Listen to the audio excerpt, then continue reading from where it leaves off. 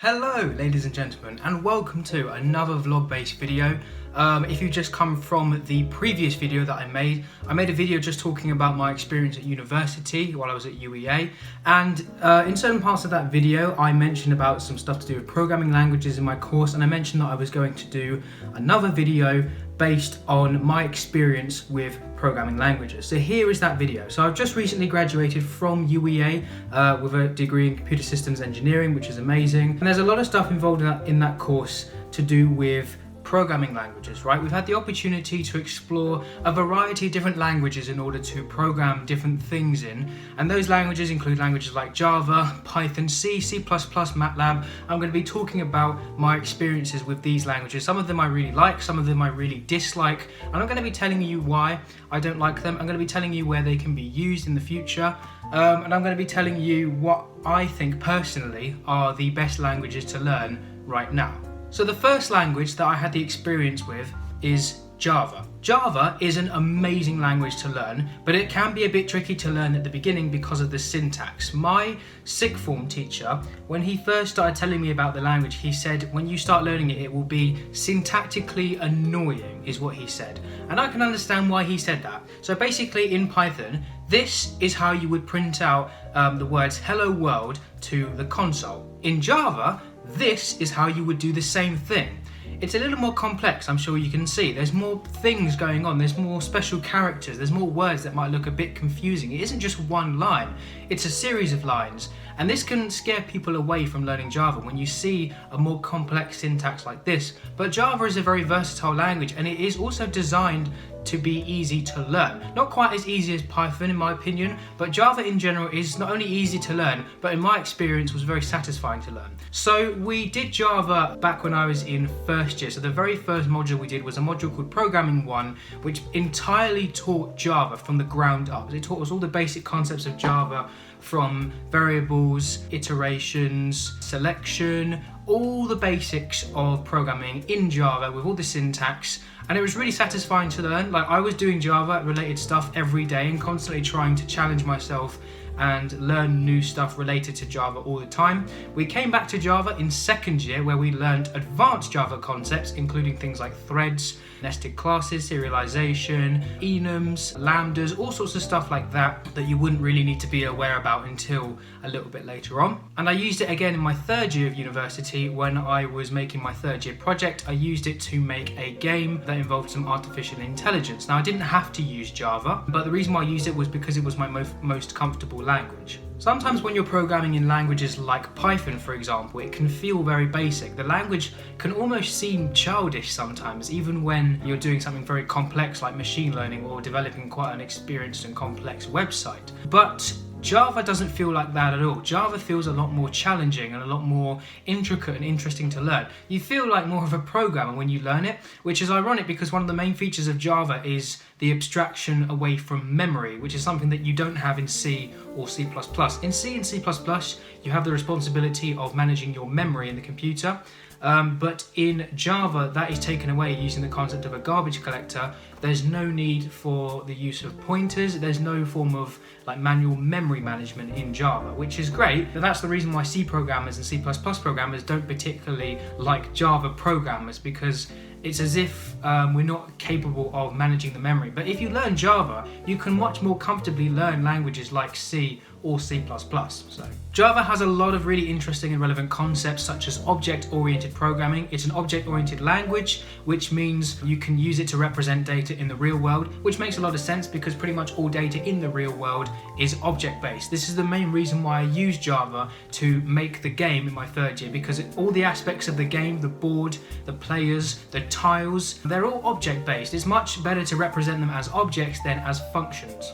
I also find it's really easy to manage projects in Java, and Java in general is an extremely versatile language. Java is not specific to any particular genre or style of programming. You can use Java for machine learning, you can use Java for web development, for database design. You can even use it for game design. I did. Minecraft, one of the most popular games in the world, was developed in Java. Java is also great because it's extremely platform independent, which means it can run in exactly the same way on different operating systems like Windows, Mac and Linux, because all Java programs get compiled into Java bytecode, which then gets run on a Java virtual machine, which is the same on all platforms. So if you need that sort of independency on platforms, then Java is the perfect language for that. Overall, I really enjoyed learning Java, and it's definitely a language that I recommend like most programmers learning. A lot of developers and a lot of companies require the use of Java to maintain some of their systems. Often they are legacy systems, and often newer languages like Python or even C++ will be used to manage these sorts of things, but Java is a very powerful language, and it's still very relevant to this day. Now the next language I'm going to be moving on to is Python. Python is amazing. Python is easily one of my favorite languages to learn, not quite as amazing to me as Java, but I still really enjoy learning Python, and I still really enjoy programming in it to this day. My first experience with Python was all the way back in year 8 when I was either 12 or 13. And that was the first real programming language that we actually used. I didn't realize we would be using it like much later on in university, because like I said, it's just an amazing language and it's extremely versatile, like Java. We basically used Python in my first year of uni to develop some very basic websites. When we were learning web development in first year, we would use Python to build all of the server related stuff at the back end using the Flask framework, which is a very powerful web development framework. It's good for building simpler websites. There are much more advanced libraries out there, and you can also use things like Socket.io to wrap your Flask programs to make them a bit more advanced. But in general, it was a very good opportunity to use Python, and it kind of demonstrated that a large chunk of Python is used for web development. Then Python came back in third year and kind of came back with a vengeance, because we used it for artificial intelligence. A lot of us had kind of forgotten Python at this point because we didn't use it at all in second year. There was no need for it. But then out of nowhere, out of the blue, we just came back and used Python in third year to write some artificial intelligence based programs, and also a chatbot which basically booked train tickets automatically, which I'll probably include a clip of somewhere around here if I can find it. That was really satisfying to build, because it involved using a more complex framework to learn specific parts of what the user was saying, but doing it in Python was really easy. We also used Python in a module called Developing Secure Software for a piece of coursework that involved making a very secure website. We got the opportunity to use Python to develop things like hash functions, encryption and decryption, protection against common threats such as cross-site request forgery, cross-site scripting, SQL injection. Python is great for that sort of thing, and it makes a lot of sense to use Python for these sorts of things because of the next point that I'm about to make. Python is not designed to make your code fast. It is designed to make developers fast. Python is amazing because it makes your code easy to read and easy to maintain. One of the biggest things you need to be able to do as any programmer is to be able to not only understand your own code, but to be able to understand the code written by your team, people that you work with. You need to be able to understand completely random code that you've never seen before and be able to interpret it, perhaps even improve on it, so that your team can develop and change the code faster and as necessary. It's so easy to do that in Python because that is exactly what Python is designed for. It's much harder to do this sort of thing in languages like Java and C++, where the syntax is a bit more tricky and the usage of libraries is a bit trickier as well. But with Python, it makes developers work much easier, and it doesn't sacrifice any form of power or scalability. Python is still an extremely useful language in terms of what it can do. It comes with a variety of different libraries, including Flask and Socket.io, a knowledge-based library called Experta, a library called Selenium that lets you make bots, and then there's loads of other libraries like requests, random, sys, math, csv, datetime, hashlib, os, etc. There's loads and loads of different libraries that you can use in Python that are also extremely intuitive to learn, and it's really easy to see what libraries that you're using in Python. Python also runs extremely easily on pretty much any system. There's a common misconception that Python is an entirely interpreted language, and it is true that it is mostly interpreted, but a lot of people forget that Python is first compiled into Python bytecode as a .pyc or a .pyo file. You'll find that in your PyCache folder. But this does also mean that Python is extremely platform independent, very similar to Java. Python is also dynamically typed, which adds a lot of flexibility to the variables that you can make. Python also comes with a ton of useful features that are incredible to the language, and again add to the idea of making it easy to read and maintain. Things such as list and dictionary comprehension, decorators, ternary operators, being able to use underscores between numbers, and all sorts of things like that, which makes the life of a programmer so much easier. And similar to Java, you don't have to worry about memory management because Python has a built-in garbage collector, which is again an extreme lifesaver. You can use Python for an insane variety of things. As I said, you can use it for primarily web development, but you can also use it for machine learning, for creating bots, for database management, for server management, and even for game design, although I probably wouldn't use Python for game design. You can, but you shouldn't. As someone who has had plenty of experience using Python, I would highly recommend learning Python at some point in your programming career, because not only is it an extremely powerful language, but it is extremely easy to learn and it is wanted by many companies right now. Another language which is extremely powerful, and one of the older languages that you'll find, is C. C is one of those languages which is a lot more difficult to learn, and is one of the languages that you shouldn't start off learning because it's a bit more complicated. The syntax is a bit more fiddly, and there's a lot of responsibility on the programmer to manage things like memory, cache, potentially even low-level things like registers. We started learning C in our second year after they taught us everything to do with Java, and this makes a lot of sense because a lot of stuff in C is very similar to Java. For example, in Java, if you want to make a constant, you use the final keyword, but in C you use the const keyword. There's a similarity there. The way printing is done is very similar. In Java, you would use system.out.print or print line, and then in C, you would use the printf function. You can also use the scanf function to read inputs from a user. But in general, the syntax of C is a little bit more difficult, and in my opinion, a bit more difficult to learn, and you shouldn't start by learning C. C might be particularly tricky, but what's even harder in my opinion is embedded C. We had the opportunity to use embedded C when we did the module called Embedded Systems, and that was very difficult. It was nice to go over C again, and in fact we went over C in several other modules, including Programming 2, which was the formative, and also Architectures and Operating Systems, where we had to build a very basic memory management tool for an operating system, which was extremely difficult. What's useful about C is that it first gets compiled into assembly language, which can then be assembled into machine code, and this is extremely powerful for a system that needs to run quickly. Because C operates very well on the low level, it's very useful for making embedded systems and even games as well, things that need to be able to run quickly and efficiently. C is a perfect language for that because it's actually very lightweight. It's not the first language you should learn, but if you're someone that's interested in embedded systems and low-level architectures, then C is definitely a good system to learn. And then moving on from C, we have the next language, C++. Most of you who are programmers will either have heard of or definitely know C++ because it is an extremely powerful, versatile, and relevant language to learn today.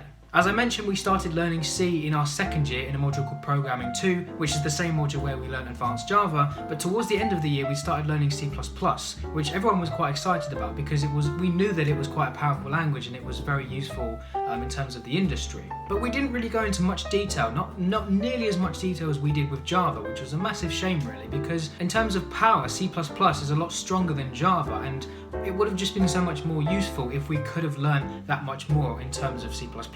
C++ is considered a middle level language, which basically means it's good because it includes a lot of features like object-oriented programming, and the syntax is a bit nicer. You can change a lot of the syntax as well using things like operator overloading, but it's also a good low-level language because it communicates very closely with the architecture, very similar to C. After all, it is pretty much a superset of C. C++ is an extremely well-performing language. It's very well optimized, which is the reason why it's mostly used for games and game engines. In my opinion, C++ is quite difficult to learn in terms of the syntax, very similar to Java, but actually a little bit tougher. In C++, this is how you would print out Hello World. It's very similar to Java, but it's still a little less intuitive in my opinion if you don't understand what the operators do.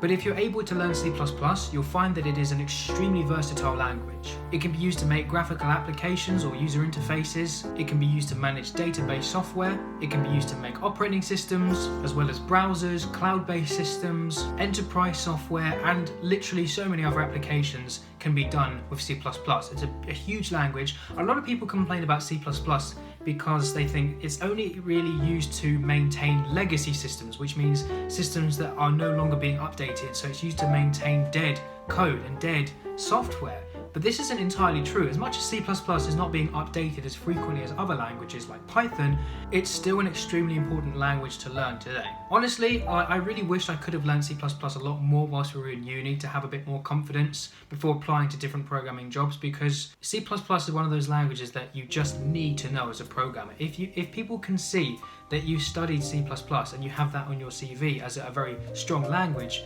they'll be much more inclined to hire you. Now, the next language I'm going to move on to is probably one of the worst languages I've ever had the displeasure of using, and that is Matlab. Matlab is not a fun language to use. My experience with Matlab was not fun at all. We started using Matlab at the end of our second year of uni. We basically used it to process some audio files. They didn't teach us how to use the basics of Matlab at all. They literally threw us in the deep end and expected us to just use it based on the lab sheets that they gave us, which gave us some basic functions of Matlab. But we never actually used that software before. It was very frustrating the way we were just thrown in there. But then this would become a lot worse in third year, where we basically had to use Matlab for the first semester in a module called Audio Visual Processing, which involved using Matlab for machine learning and reinforcement learning to create files that were involved with recognizing speech and recognizing lip reading. This is something that I previously mentioned in my university video. In my opinion, Matlab is like the Argos of programming languages. Argos was the shop in the UK that said, we think shopping should be like this, and all other supermarkets said, no. The reason why I say that is because the syntax of Matlab is very strange and very unintuitive, very difficult to learn, and very off-putting, especially for new and even intermediate programmers. Displaying information in Matlab is fine. This is how you print hello world in Matlab. It's very similar to Python, but don't let this give you the wrong idea. Matlab syntax in general is very, very weird and very complex. For a start, array indexes in Matlab start from 1. Rather than 0. If you're used to programming in any other language like Python, C or Java, you'll know that it is idiomatic for array indexes to start from 0. But Matlab is unique in that array indexes start from 1, which is, kind of confusing, kind of weird. It does come with the length function, which is good for finding the length of things like arrays and vectors or matrices, but it also comes with a size function which does something very similar, but it can be confusing to understand what the difference is between the two right away. This is why it's always important to research the languages that you use in a bit more detail, especially the functions that exist, so you understand a bit more what it is you're doing. In general, when you're writing functions in Matlab, they can become very strange and unintuitive. It's very difficult to understand exactly what's going on in that function for yourself and even for other people. This is why it's extremely important to write loads and loads of comments for the things that you do in Matlab. And Matlab even gives the function to section off the comments that you write and create breakpoints, because the functions can become very, very complex and very bulky, which is just something that no language should ever, sort of allow for. And you might think, is that the programmer's fault for allowing themselves to write functions that are particularly bulky like that? Yes and no. It should be part of the programming idiom to write functions that are not bulky. This is why Python, as I've said, is so useful for this sort of thing. But very quickly you'll find that your functions in Matlab become very difficult to read and interpret for yourself and for other people, which is very bad for both a programmer and for the language that you're using. Another big problem with Matlab that I noticed is that unlike other languages like Python and Java, you can't see where the functions are coming from. There's a lot of different functions in Matlab that you can use for image or data processing, but I don't know where these functions are coming from. They're not being imported. You're not explicitly importing them using any kind of import keyword. They're just sort of there. And this also means that if you try and make a function that already exists in Matlab, there'll be a warning that said you might not need to name it like this because we've already got a function called whatever it is, DFT or whatever function you're interested in using. But how are you supposed to know that? It would make a lot more sense if Matlab was able to tell you where these functions are coming from, like you would in Python. Sometimes you can get some really strange and complex syntax like these function handlers that look kind of similar to lambdas but a lot less intuitive. Again, this is the same reason why you need a lot of comments in your code. Honestly, it's a lot easier to just do the stuff you would do in Matlab in another language like Python, where it's a lot more easier to do and maintain. It also really doesn't help that Matlab is a bespoke piece of software. If you want to use and write Matlab code, it has to be done using the Matlab program, which costs money. You can use it in like a free trial, but then you have to buy a license which you have to pay for over time. No other language has to do that. Languages like Java, C, C++, and Python, you don't have to do that. There's several different IDEs you can use for free, but MATLAB's like, nah. Honestly, unless you're doing machine learning in like a later year of uni or for whatever it is you need to do, I would not recommend using Matlab. If you are going to do machine learning, make sure you do your research as to what other languages you can use machine learning with, such as Python, Java or C++, before resorting to Matlab. Make sure you weigh your options because I really would not recommend Matlab at all. Now we're going to move on to the web trio: HTML, CSS and JavaScript. Honestly, with these three, there's absolutely loads you can learn about. HTML is basically what you use to structure your website. CSS is basically what you use to make your websites look good. But the main language I'm going to talk about here, because it provides a lot more than just providing functionality to your website, is JavaScript, because JavaScript has a ton of different libraries and frameworks that you can use, and it is a huge language. First of all, Java is not the same thing as JavaScript. They are two different languages. There are similarities, but JavaScript is a client-side language that runs in your browser unless you use Node.js, in which case it can run on a server. JavaScript is also dynamically typed, unlike Java, which is statically typed. In my opinion, JavaScript is very easy to learn, but as I said, there's a lot of features of JavaScript that you can get involved with, which is why it's so much fun to do. And my general experience with JavaScript has been particularly satisfying, so I would recommend people learning about JavaScript. We used JavaScript and HTML and CSS back in first year when we were learning about web development, which makes sense, all the very basics, but they didn't really teach us very much of JavaScript. I really wish they taught us a lot more. They basically just said, here's a function, here's an array, here's an object, here's some stuff to do with the DOM. That's it. That's all you need to know about JavaScript. But JavaScript is so much more than just those four things. There are so many different features you can learn about in JavaScript that you would have no idea about if you didn't do some further research, which is why it's so satisfying to dive deeper into these languages and understand them a bit more. Now we're going to move on to SQL, or Structured Query Language, which is basically what you use to manipulate databases. This is something that I highly recommend all programmers learn. We basically used it in first year when we were learning about databases and database manipulation. In order to be able to do that, you need to be able to have a basic understanding of SQL, which is a relational language. It allows you to create tables that have a specific structure about them that doesn't really change easily. There are other examples of SQL, such as MySQL and NoSQL, which you can also learn about, and there's a variety of different softwares that you can use to manipulate SQL and probably have their own syntaxes as well. But SQL is very easy to learn. For example, here's an example of a statement that allows you to select everyone from a single table. Very simple, very easy to understand. It's very easy to use, very easy to learn, and it's something that all programmers should definitely have some experience with. And last but not least, I'm going to talk very briefly about a language that I didn't really use very much, but we used it very briefly in second and third year, and that is Bash, the Born Again shell. We used the Bash language when we were interacting with the Linux shell using a Raspberry Pi cluster in the IT labs. It was used in second year to automate some very basic tasks. We used it to write some programs that allowed us to automate some cron jobs, and then we used it again in third year to let us basically manipulate all the machine learning stuff and then run tests on the machine learning stuff, and that's kind of what was involved in the coursework. It's very difficult to describe how we used Bash in third year to manipulate all the machine learning stuff, but it was used and it was very useful to use as well. It's one of those languages which is not really necessary to learn unless you're getting involved a lot with the Linux terminal. Some of the syntax in the language is a little bit funky, like for example, you're not always allowed to use spaces in your definitions, which is something that most other languages allow you to because they ignore white space. Here's an example of how you would print out hello world in Bash. Very simple, very intuitive, makes a lot of sense. It's used for some very simple automated jobs, like I mentioned, and it is something that I recommend some programmers learning if you specifically use the Linux terminal and if you need to do something that involves a lot of automated jobs, like cron jobs. But really, it's not the most important language in the world. You don't have to use it. And that basically concludes this video. As a programmer, I've enjoyed the time that I've spent being able to learn these different languages, apart from Matlab. Python was a lot of fun, Java was a lot of fun, C and C++, especially embedded C, were not particularly as fun. Matlab was definitely not fun.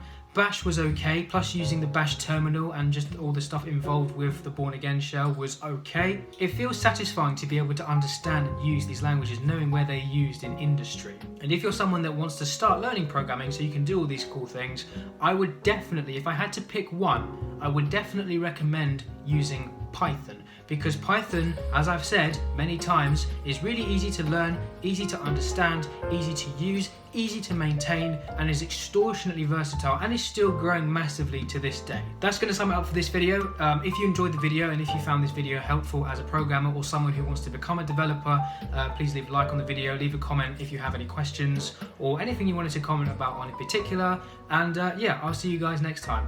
Bye!